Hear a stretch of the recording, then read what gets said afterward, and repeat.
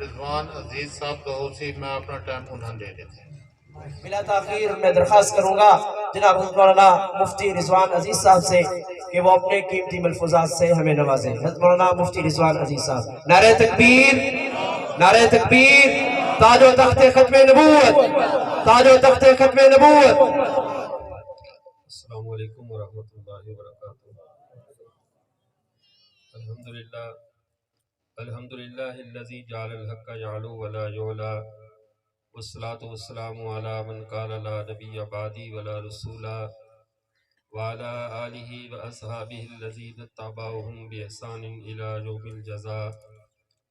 قال اللہ تبارک وتعالی ان الدین عند اللہ الاسلام، وقال اللہ تعالی فی مقام آخر اولئک کالانعام بل هم اضل، وقال النبی صلی اللہ علیہ وسلم قد کانت بنو اسرائیل تسوسهم الانبیاء کلما ہلک نبی خلفہ نبی وانا خاتم النبیین لا نبی بعدی، وقال فی مقام آخر ان النبوۃ والرسالۃ قد انقطعت فلا رسول بعدی ولا نبی او کما قال علیہ الصلوۃ والسلام۔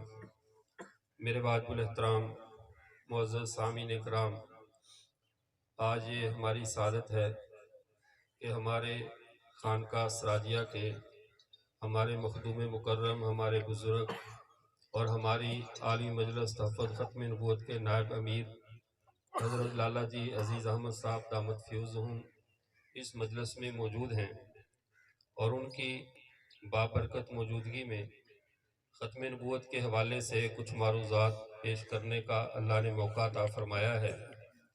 میں آج آپ حضرات کے سامنے ختم نبوت کے حوالے سے 3 پہلوؤں پہ گفتگو کروں گا۔ ایک تو عقیدہ ختم نبوت کی اسلام میں حیثیت کیا ہے، دوسری چیز قادیانیوں سے امت مسلمہ کی اتنی شدید نفرت کی وجوہات کیا ہیں، اور تیسری بات کہ اس عقیدہ ختم نبوت نے ہمیں کیا دیا۔ اب اگر آپ شروع سے گفتگو کی توجہ سے سماعت فرمائیں گے تو امید ہے میں کچھ سمجھانے میں انشاءاللہ کامیاب ہو جاؤں گا۔ معزز سامعین، عقیدہ ختم نبوت کیا ہے؟ ہمارے ملک بھر میں ہر جگہ پہ مسلمان موجود ہیں، بیرون ملک بھی موجود ہیں، پوری دنیا میں مسلمانوں کی ایک خاطر خواہ تعداد موجود ہے، اور ہمارے عقائد میں صرف عقیدہ ختم نبوت نہیں ہے۔ ہمارے عقائد کی بنیاد، پہلا عقیدہ توحید ہے، عقیدہ رسالت ہے، اسی طرح عقیدہ آخرت ہے، عقیدہ تقدیر ہے۔ ہمیں تقدیر کے متعلق بھی ہمارا عقیدہ ہے، قیامت کے متعلق بھی عقیدہ ہے۔ لیکن پوری دنیا میں آپ کو سب سے زیادہ جو کانفرنسیں، سب سے زیادہ جو دعوت، سب سے زیادہ جس عقیدے پہ آپ کو محنت نظر آئے گی وہ عقیدہ ختم نبوت ہے۔ آخر اس کی وجہ کیا ہے؟ اس عقیدے کو اتنی زیادہ اہمیت کیوں ہے کہ عقیدہ توحید جو اصل الاصول ہے، عقیدہ توحید جو بنیاد ہے، اس پہ اتنے جلسے جلوس اور اتنی محنت نہیں۔ عقیدہ رسالت جو سب نبیوں پہ مطلق ایمان لانے والی محنت ہے، اس پر اتنی محنت نہیں۔ لیکن عقیدہ ختم نبوت پہ سب سے زیادہ محنت کیوں کی جاتی ہے؟ یہ سوال بنتا ہے یا نہیں بنتا؟ اب اس بات کو سمجھیے، عقیدہ ختم نبوت پہ محنت کرنے کی وجہ کیا ہے؟ ہر امت کی ایک پہچان ہوتی ہے، ہر قافلے کی ایک پہچان ہے، ہر نبی کی کوئی نہ کوئی خصوصیت ہے، اس خصوصیت نے ان کی امت کو خاص کیا ہے۔ لیکن اس امت کی خصوصیت، اس امت کی پہچان، جس نے اس امت کو ایک امتیازی مقام بخشا ہے امتوں میں، وہ عقیدہ ختم نبوت ہے۔ عقیدہ توحید یہ ہماری امتیازی پہچان نہیں ہے۔ حضرت آدم علیہ السلام سے لے کر سیدنا عیسیٰ علیہ نبینا علیہ السلام تک اللہ نے سب نبیوں کو توحید کی دعوت دے کر بھیجا۔ سارے نبی اللہ کی وحدانیت کا پیغام لے کر آئے۔ عقیدہ توحید یہ ہماری کوئی خاص علامت نہیں ہے، رسولوں پر ایمان لانا یہ ہماری کوئی خاص پہچان نہیں ہے، آخرت پر ایمان لانا یہ سب نبیوں نے اپنی امتوں کو یہ پیغام دیا ہے کہ تم نے آج جو مرنا ہے تو کل اللہ کے سامنے پیش ہونا ہے، آج جو تم نے کاشت کرنا ہے کل تم نے برداشت کرنا ہے، یہ ساری دعوتیں سارے نبیوں کی مشترکہ دعوتیں تھیں، سوائے ایک پیغام کے جس پیغام نے محمد عربی صلی اللہ علیہ وسلم کی امت کو دوسری امتوں سے ممتاز کر دیا، اس امت کو دوسری امتوں سے جدا کر دیا۔ وہ پیغام کیا ہے؟ پہلی امتیں اجرائے نبوت کے دور کی امتیں ہیں، اور یہ امت ختم نبوت کے دور کی امت ہے۔ پہلی امتیں اس دور کی امتیں ہیں جب اللہ کے ساتھ بندوں کی پیغام رسانی کا سلسلہ جاری تھا، جب اللہ کا کلام اترا کرتا تھا، جبرائیل زمین پہ آیا کرتے تھے، نبی آتے تبدیل ہوتے رہتے تھے، شریعتیں بدلتی رہتی تھی۔ اس وقت امت حالت سفر میں تھی، انسانیت حالت سفر میں تھی، یا یوں کہہ لیجئے پورا قافلہ انسانیت خانہ بدوشوں کی طرح ایک ملت سے دوسری ملت، ایک مذہب سے دوسرے مذہب، ایک مکان سے دوسرے مکان کی طرف مسلسل منتقل ہو رہا تھا۔ لیکن جب امام الانبیاء حضرت محمد مصطفیٰ صلی اللہ علیہ وسلم تشریف لے آئے، ان کے تشریف لانے کے بعد اب نبیوں کے آنے کا سلسلہ ختم ہو گیا، خدائی پیغامات رک گئے، اس لیے کہ اللہ نے آخری پیغام دے دیا، آخری نبی آ چکے۔ پہلی امتیں اجرائے نبوت کی امتیں ہیں، یہ امت ختم نبوت کی امت ہے۔ ان امتوں کی بقا اسی میں تھی کہ جب تک نیا نبی نہ آئے اپنے نبی پہ ایمان رکھو۔ نئے نبی کے آنے کے بعد یہ امت اپنا تشخص کھو دیتی تھی، اب نئے نبی کی امت میں شامل ہونا ان پہ فرض تھا، ان پہ لازم تھا، نئے نبی کی بات کو مانو۔ لیکن ہر امت اپنا تشخص نئے نبی کے آنے پہ کھو دیتی تھی، اس کا تشخص ختم ہو جاتا تھا، اس کی امتیازی صلاحیتیں چھین لی جاتی تھی، اس کا امتیازی اوصاف واپس لے لیے جاتے تھے کہ اب تم ابراہیم پہ ایمان لانے والے اب مسلمان تب کہلاؤ گے جب موسیٰ پہ ایمان لاؤ گے، موسیٰ پہ ایمان لانے والے اب اللہ کے ہاں کامیاب تب ہوگے جب سیدنا عیسیٰ پہ ایمان لاؤ گے، عیسیٰ پہ ایمان لانے والوں اب تم کامیاب تب ہوگے جب محمد عربی پہ ایمان لاؤ گے۔ لیکن محمد عربی پہ ایمان لانے والوں تمہاری اب کامیابی اسی میں ہے کہ ان کے بعد تم کسی پہ ایمان نہیں لاؤ۔ یہ عقیدہ ختم نبوت ہے۔ عقیدہ ختم نبوت ہماری مجبوری نہیں ہے، عقیدہ ختم نبوت ہمارا فخر ہے، عقیدہ ختم نبوت ہماری پہچان ہے۔ اس عقیدے نے ہمیں دنیا کے اندر ایک ایسی امتیازی شان دی ہے کہ ہم زمین پہ مال کے مکان کی حیثیت سے رہتے ہیں، خانہ بدوش کی حیثیت سے نہیں۔ پہلی امتیں خوف میں زندگی گزارا کرتی تھیں کہ کب یہ شریعت بدل جائے، کب نیا نبی آئے، حکم تبدیل ہو جائے۔ ہم بے خوف زندگی گزارتے ہیں اس لیے کہ ہمارے نبی پہ دین مکمل ہو گیا، اب کچھ منسوخ ہونے والا نہیں ہے، اب کچھ تبدیل ہونے والا نہیں ہے۔ اب صبح قیامت تک ایک وہی آواز گونجے گی جو آواز محمد عربی دے کر گئے ہیں، وہی پیغام گونجے گا، وہی اذان گونجے گی، وہی پرچم سر بلند رہے گا جو محمد عربی صلی اللہ علیہ وسلم سر بلند کر کے گئے۔ اب کچھ بھی تبدیل ہونے والا، اب ہماری پہچان عقیدہ ختم نبوت ہے۔ اس لیے ہم جب ختم نبوت کے جلسے کرواتے ہیں، ختم نبوت کی کانفرنسیں کرواتے ہیں، یہ اس لیے ہے کہ باقی امتوں سے ہمارا امتیاز ختم نبوت میں ہے۔ باقی امتیں نبوت والی ہیں، ہم ختم نبوت والے ہیں، باقی سفر والے ہیں، ہم منزل والے ہیں۔ اللہ نے اس زمین پہ ہمیں منزل سے ہمکنار کیا ہے۔ اس لیے اس عقیدہ ختم نبوت نے ہمیں نوازا ہے، ہمیں اتنا کچھ عطا کیا ہے۔ اور پھر یہ بات بھی سمجھ لیجئے، عقیدہ ختم نبوت کی بنیاد پہ ہمیں دنیا میں اللہ نے کن کن نعمتوں سے نوازا ہے۔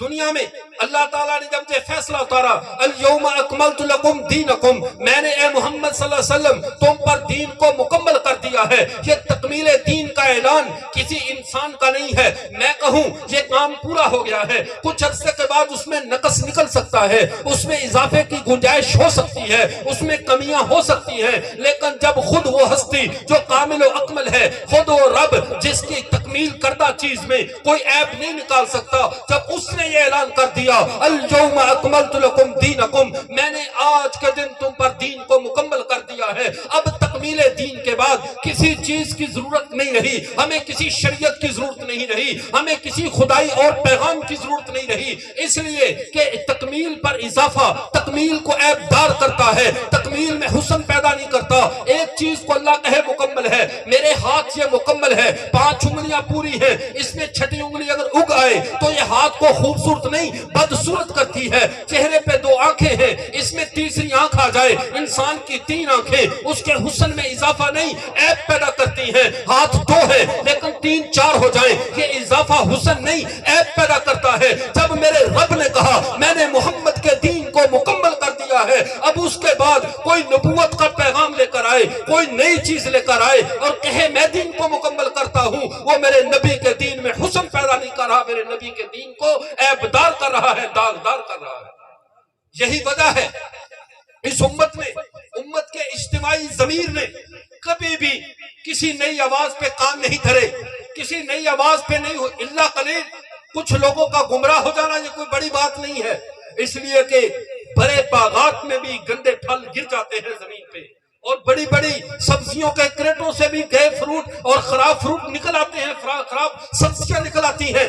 پوری امت مسلمہ بحثیت مجموعی جو محفوظ ہے، امت مسلمہ کا جو عقیدہ محفوظ ہے، ان کی وحدت محفوظ ہے، یہ صرف محمد عربی کی ختم نبوت کی وجہ سے ہے۔ ورنہ اگر دروازہ کھلا ہو اور گھر والوں کو بتا دیا جائے دروازے کی کنڈی اچھی طرح بند مت کرنا، کوئی آنے والا آ رہا ہے، کوئی اور بھی آئے گا، دروازہ کھلا ہے، آنے والے آتے رہیں گے، جب پتا ہو کہ آنے والے آئیں گے اس وقت نیک بھی آ سکتے ہیں، چور بھی آ سکتے ہیں، اپنا بھی آ سکتا ہے، بیگانہ بھی آ سکتا ہے، صحیح بھی آ سکتا ہے، دھوکے باز بھی آ سکتا ہے، اور جب وہ آئے گا گھر میں گھس جائے گا تو گھر کا جو مرضی مال چرا کر لے جائے، پورے گھر کا صفایا کر دے، اسے کون پوچھنے والا ہے؟ جب دروازہ کھلا تھا نبوت کا اس وقت آنے والے آئے تھے، حضرت موسیٰ کوہ طور پہ گئے، پیچھے اس نے کیا کیا تھا سامری نے؟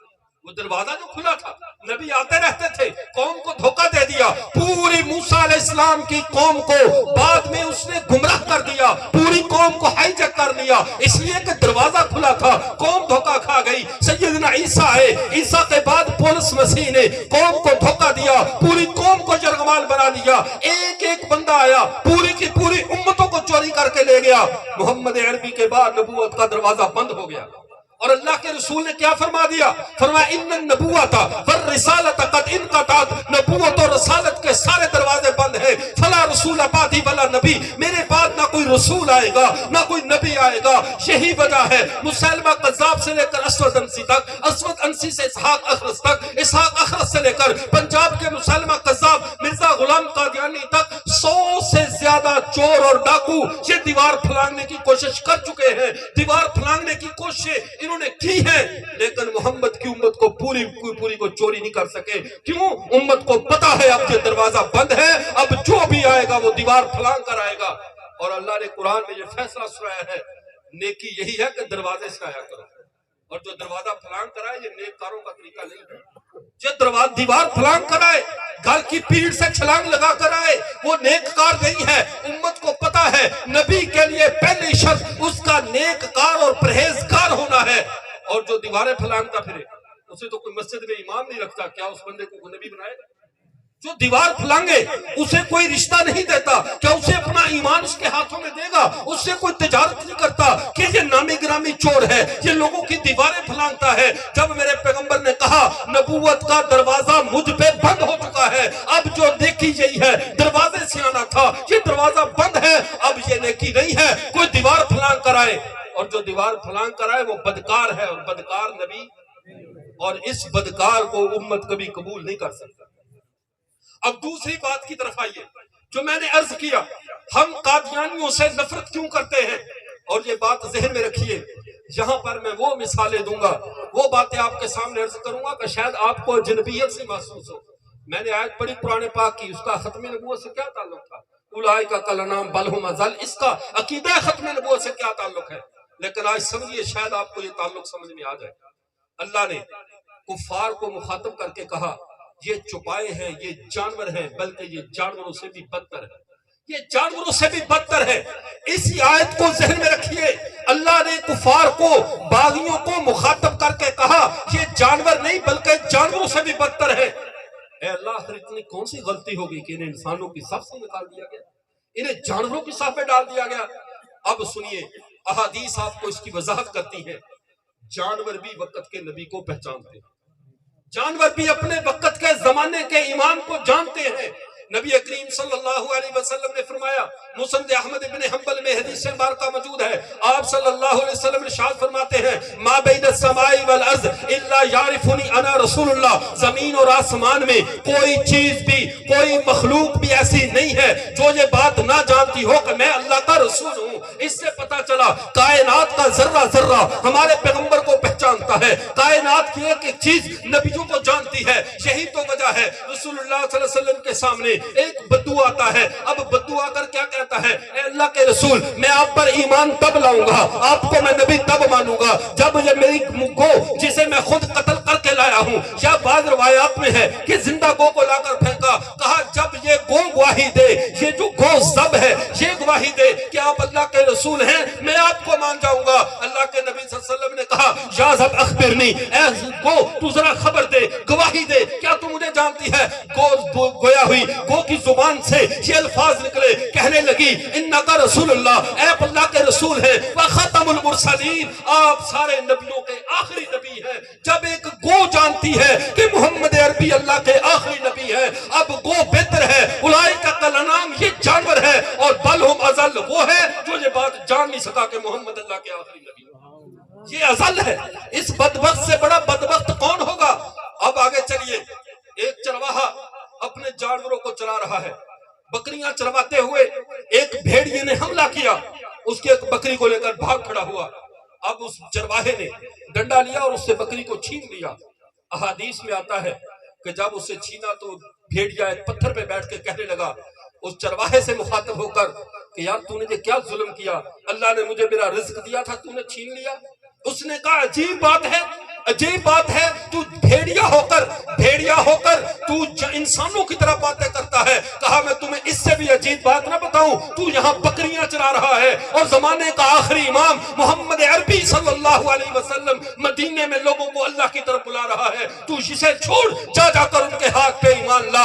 ایک بھیڑیا رسول اللہ کو پہچانتا ہے، زمین پہ چلنے والے حشرات الارض میں گو محمد عربی کو پہچانتی ہے۔ اللہ کے نبی ہجرت پہ جاتے ہیں، ہجرت کی رات میں ایک فاختہ اپنے پیغمبر کا دفاع کر رہی ہے، وہ اللہ کے نبی کو غار میں تحفظ کے لیے وہاں پہ جو ہے وہ گھونسلہ بنا کے انڈے دے کر اپنے پیغمبر کے دفاع کا حق ادا کر رہی ہے۔ جانور اللہ کے نبی کو پہچان رہے ہیں، اونٹ آتا ہے، اللہ کے نبی صلی اللہ علیہ وسلم ایک اونٹ آیا، روتا ہوا آ کر رسول اللہ کے قدموں میں سر رکھ کے رونے لگا۔ اللہ کے نبی نے کہا اس کے مالک کو بلاؤ، کیوں؟ کہا یہ اپنے مالک کی شکایت کر رہا ہے۔ اللہ کے نبی نے سے صحابہ نے پوچھا اے اللہ کے رسول کیا یہ آپ کو پہچانتا ہے؟ کہا زمانے میں کوئی چیز ایسی نہیں ہوتی جو اپنے نبی کو نہ جانتی۔ اب اس اونٹ نے آ کر اپنے مالک کی شکایت کی اور کہا اللہ کے رسول مجھ سے کام زیادہ لیتا ہے، میرا خیال نہیں کرتا۔ اللہ کے نبی نے کہا جاؤ یہ تم اس کا خیال کیا کرو، میں عرض کر رہا ہوں۔ یہ تو بات ہوئی جانوروں کی، اب آئیے نباتات کی طرف۔ نباتات کیا ہے؟ اللہ کے رسول نے ایک آدمی نے کہا، بدوی نے آ کر کہا اے اللہ کے رسول یہ کھجور کا درخت آپ کو نظر آ رہا ہے، یہ کھجور کا خوشہ آئے آ کر آپ کی نبوت کی گواہی دے، میں تب مانوں گا۔ اللہ کے نبی نے اشارہ کیا، کھجور کا خوشہ ٹوٹا، انسانوں کی طرح اترتا ہوا رسول اللہ کے قدموں میں آ کر کہتا ہے اشہد انک رسول اللہ و خاتم النبیین، میں گواہی دیتا ہوں آپ اللہ کے رسول ہیں، اللہ کے آخری نبی ہیں۔ نباتات نے پہچان لیا یہ اللہ کے رسول اور آخری رسول ہے۔ آگے چلیے، ایک قبیلے کے لوگ آئے، بعض لوگوں نے اس کو ابو جہل کی روایت کہا، لیکن جو صحیح روایت ہے ایک قبیلے کے لوگ آئے، ہاتھ میں کنکریاں ہیں، کہنے لگے اللہ کے رسول یہ بتاؤ ہمارے ہاتھ میں کیا ہے، پھر ہم جانیں گے کہ آپ اللہ کے رسول ہیں یا نہیں۔ فرمایا میں کہوں یا وہ کہے جو تمہارے ہاتھ میں ہے کہ میں کون ہوں؟ یہ پتھر ہے، یہ جمادات ہے، اپنے پیغمبر کو کتنا پہچانتے ہیں۔ ان جمادات نے محمد عربی کا، ان کنکریوں نے کلمہ پڑھنا شروع کر دیا، رسول اللہ کی ختم نبوت پہ مہر لگا دی، یہ جمادات پہچان گئے۔ سنن ترمذی میں حدیث ہے، سنن ترمذی میں حدیث سے مبارکہ ہے، حضرت علی رضی اللہ تعالیٰ عنہ فرماتے ہیں کننا بمکہ فخرجنا فی بعض نواحیہا، میں اللہ کے رسول کے ساتھ مکہ میں موجود تھا، میں بعض مضافات میں نکلا، میں نے کیا دیکھا؟ ما من حجر ولا شجر وہو یقول السلام علیکہ یا رسول اللہ، کوئی پتھر اور کوئی درخت ایسا نہیں تھا جو محمد عربی کو सलाम न कर रहा हो। अब दरख्त अल्लाह के नबी को पहचान गए, नबातात पहचान गए, हशरातुल अर्ज पहचान गए, हैवानात पहचान गए। और कादियानी तू कितना बदबख्त है कि तू अपने पैगंबर को ना पहचान सका। इसलिए तो कुरान ने कहा उलाइका कल नाम बल हुम अज़ल, ये जानवर ही नहीं, ये कादियानी जानवरों से भी बदतर है। किस बिच्छू ने, भेड़िए ने अल्लाह के नबी को पहचान लिया, और जो है वो सांप ने गारे सौर में अल्लाह के नबी को पहचान लिया। इसी तरह वो एक हिरन ने अल्लाह के नबी को पहचान लिया, दरख्तों ने पहचान लिया। कादियानियों तुम कितने बदबख्त हो, तुम सांप से भी बदतर निकले, तुम भेड़ियों से बदतर निकले, तुम गौ से बदतर निकले, जो अपने पैगंबर को पहचान नहीं सके, अपने पैगंबर को नहीं पहचान सके, और उनका दामन छोड़कर एक और गधे के पीछे, एक और नालायक इंसान के पीछे चल पड़े। अब अगली बात को समझिए, ये बात तो वो थी उन लोगों की कि जो उन जानवरों की जो अल्लाह के नबी को पहचाना। कादियानी उनसे क्या हुए? बदतर। बताओ कौन हुए? जो अल्लाह अपने वक्त के नबी को ना पहचाने वो कौन होता है? और अगली बात समझ लो, अगर नबी को तकलीफ पहुंचाए, चाहे वो जानवर भी हो, उसके ऊपर सजा जारी होती है। नबी को तकलीफ पहुंचाए वो जानवर भी हो, उस पर सजा जारी होती है। नबी को तकलीफ पहुंचाना ना इंसानों के लिए जायज है, ना जानवरों के लिए जायज है। मखलूकात पे लाजम है वक्त के नबी का एहतराम करें, मखलूकात पे लाजम है वक्त के नबी को राहत पहुंचाएं। और जो मखलूक, चाहे वो हशरातुल अर्ज हो, चाहे वो जानवर हो, चाहे कोई पहाड़ हो, चाहे जमादात हो, नबी को तकलीफ पहुंचाए वो अल्लाह के यहाँ सजा पाता है, सजा का मुस्तहिक ठहरता है, उसके लिए रिवायत नहीं की जाती। अब इसकी मिसालें सुनिए। नबी करीम सल्लल्लाहु अलैहि वसल्लम ने फरमाया, हज़रत उम्मे शुरैक रज़ी अल्लाह तआला रिवायत करती हैं, हदीस मुबारका मौजूद है, अमर नबी सल्लल्लाहु अलैहि वसल्लम बिक़त्ल अल-बग़्ज़, फरमाया अल्लाह के नबी ने हमें गिरगट के मारने का हुक्म दिया है, कि गिरगट कोड़ किल्ला जिसे हमारी जुबान में कहते हैं, अल्लाह के नबी ने फरमाया इसे मारो। मन क़तला बिज़रबतिन कुतिबा लहू मिअत हसना, जिसने इसको एक ज़रब में मारा अल्लाह इसे 100 नेकियां देगा। ए अल्लाह के रसूल, आप तो रहमतुल लिल आलमीन हैं, एक जानवर के मारने पे 100 नेकियां, एक बेजुबान के मारने पे 100 नेकियां, आखिर इतना बड़ा अजर क्यों? इनकी सजा इतनी सख्त क्यों? अल्लाह के नबी ने फरमाया, जब हजरत इब्राहीम को आग में डाला गया था, ये नबी को तकलीफ पहुंचाने के लिए आग में फूंके मारता था, इसकी सजा, इसकी लानत इसकी नस्लों तक जाएगी। जब तक ये जो है गिरगट मौजूद है, इसे मारो ताकि इसे पता चले तेरे बड़ों ने क्या जुर्म किया था, वक्त के नबी को तकलीफ पहुंचाई। आगे चलिए, नबी करीम सल्लल्लाहु अलैहि वसल्लम नमाज पढ़ रहे हैं, एक बिच्छू ने अल्लाह के नबी सल्लल्लाहु अलैहि वसल्लम के जस्दे अतहर पे डस दिया। अल्लाह के नबी लानल्लाहुल अक़रब, अल्लाह बिच्छू पे लानत करे, ना नबी को छोड़ता है ना गैर नबी को। फरमाया जब भी बिच्छू नजर आए, तुम हालत एहराम में भी हो तो इसे कत्ल करो। बिच्छू को कत्ल की सजा क्यों मिली? कि नबी को तकलीफ पहुंचाई। नबी को क्या किया? नबी को तकलीफ पहुंचाई। फरमाया बिच्छू की नस्ल खत्म, बिच्छू को मारो, इनको सजा दो बिच्छुओं को। आगे तीसरी बात समझिए, ये कौवा हमेशा खौफजदा क्यों रहता है? इस पर अल्लाह ने खौफ क्यों मुसल्लत किया है? जी छोटे से बच्चे को देखे भाग जाता है, इतनी खौफजदगी की ये जिंदगी क्यों गुजारता है? तबकात में साद में रिवायत है, इस शख्स को, इस परिंदे को हजरत नूह अलैहिस्सलाम ने कश्ती से भेजा था, जाओ जाकर देख कर आओ पानी खुश्क हुआ है, कहीं कश्ती उतारे या ना उतारे। ये जाकर मुर्दार खाने लग गया, वापस नहीं आया। फरमाया इस पर अल्लाह ने ये सजा मुसल्लत कर दी, तू सारी जिंदगी खौफ के साथ गुजारेगा, तू फासिक है। इसके मारने को शरीयत ने जायज करार दे दिया, इसलिए कि हजरत नूह ने इसके जिम्मे काम लगाया था, इसने वो काम नहीं किया और नबी को तकलीफ पहुंचाई। क़यामत की सुबह तक इसकी नस्ल के ऊपर अल्लाह ने खौफ को तारी कर दिया, इस पे खौफ को तारी कर दिया। आगे चलिए, सांप की तरफ आइए। हमारी और सांप की क्या दुश्मनी है? हमने कभी सांपों ने हमारा क्या वो चारा खा जाते हैं, हमारे हिस्से की रोटी उठा कर ले जाते हैं। हमें हुक्म है जहां पे सांप को देखो इसे मारो और कत्ल करो। अल्लाह के नबी सल्लल्लाहु अलैहि वसल्लम ने इसकी वजाहत फरमाई है और इसको नवादुर रसूल में हकीम तिरमिज़ी रहमतुल्लाह अलैह ने लिखा।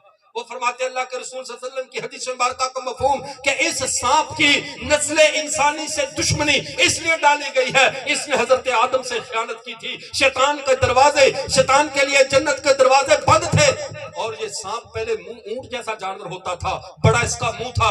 फरमाया इसने अपने मुंह में शैतान को छुपाया, ले जाकर जन्नत में चौकीदारों से बचाकर जाकर हजरत आदम तक पहुंचा दिया। इसको अल्लाह ने इसकी सजा ये मुकर्रर की, एक नबी से खयानत की सजा ये मुकर्रर की, इसकी टांगे वापस ले ली गई, इसके सारे अजाब, इसको जमीन पे घिसट कर जिंदा रहना है, जलील होकर जिंदा रहना है, और हमें हुक्म दिया इन्हें कत्ल कर दो। अब सांप, बिच्छू और इसी तरह जो है वो कौवे को देख लो, जितने भी ये हशरात हैं जिनके मारने का हुक्म दिया गया, इन सब के पीछे बात यह है कि उन्होंने नबियों को तकलीफ पहुंचाई।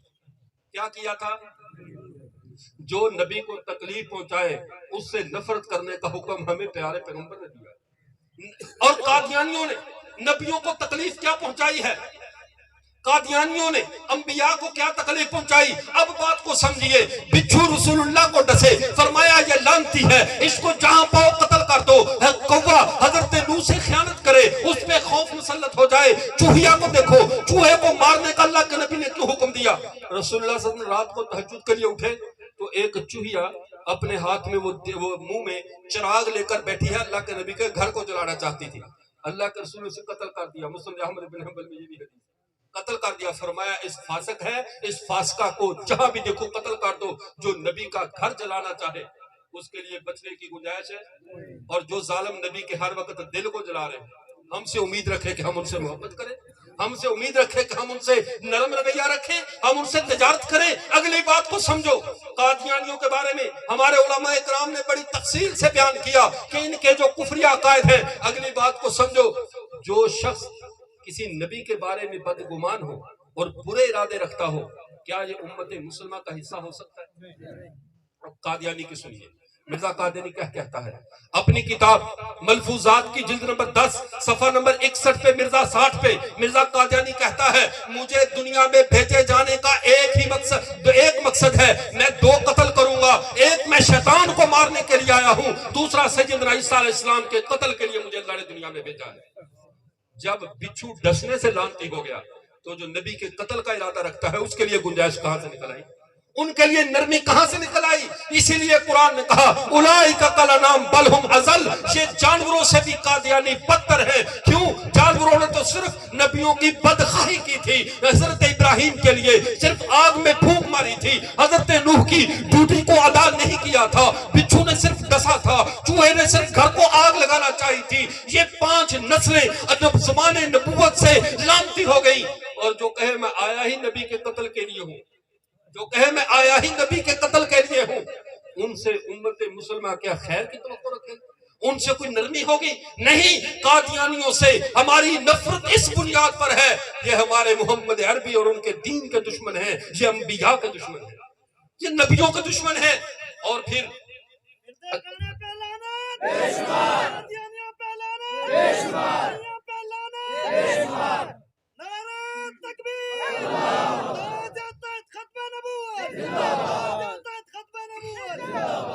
तो मैं अर्ज कर रहा था, अब इन कादियानियों की बदबख्तियां अगर सिर्फ यहीं तक महदूद रहती तो शायद उलमा काफिर करार देकर बात को ठंडा हो लेने देते, बात खत्म हो जाती। लेकिन उन अपनी बदबख्तियों से बाज नहीं आए। आज भी इनका मौकफ क्या है? ये नबियों के कातिल हैं, सैयदना ईसा के साथ दुश्मनी रखते हैं। और हम मुसलमान इस वजह से भी खुशकिस्मत हैं कि हमारे हाथों पे किसी नबी का खून नहीं है। हमारे हाथ चूंकि जो आखिर में आए, सारे नबी पहले गुजर चुके, हमारे नामा अमाल में सब नबियों पे ईमान तो है, किसी नबी का खून हमारे नामा अमाल में नहीं। कादियानी वो बदबख्त हैं जिनकी जुबानों पे सब नबियों का इनकार भी है, ईसा अलैहिस्सलाम का खून भी अपने सर लेने को तैयार है। और आपको कहती है ना कत्ल तो नहीं किया, कहती हैं कत्ल तो नहीं किया ना ईसा अलैहिस्सलाम को। नबी करीम सल्लल्लाहु अलैहि वसल्लम ने फरमाया अल कातिल वल मक्तूल किलाहुमा फिन्नार, ये उसूल बयान किया, कातिल और मकतूल दोनों जहन्नम में जाएंगे। साहबा ने कहा अम्मल कातिल फमा बालुल मकतूल या रसूलल्लाह, अल्लाह के रसूल कातिल का जहन्नम में जाना तो समझ में आता है, मकतूल क्यों जाएगा? फरमाया इन्नहु कान हरीसन अला कत्ल अखी, अपने भाई के कत्ल पे वो हरीस था, अल्लाह ने उसे भी कातिलों की सफ में खड़ा किया। कादियानी हजरत ईसा के कत्ल में हरीस है, अल्लाह क़यामत के दिन अंबिया के कातिलों की सफ में इनको उठाएगा।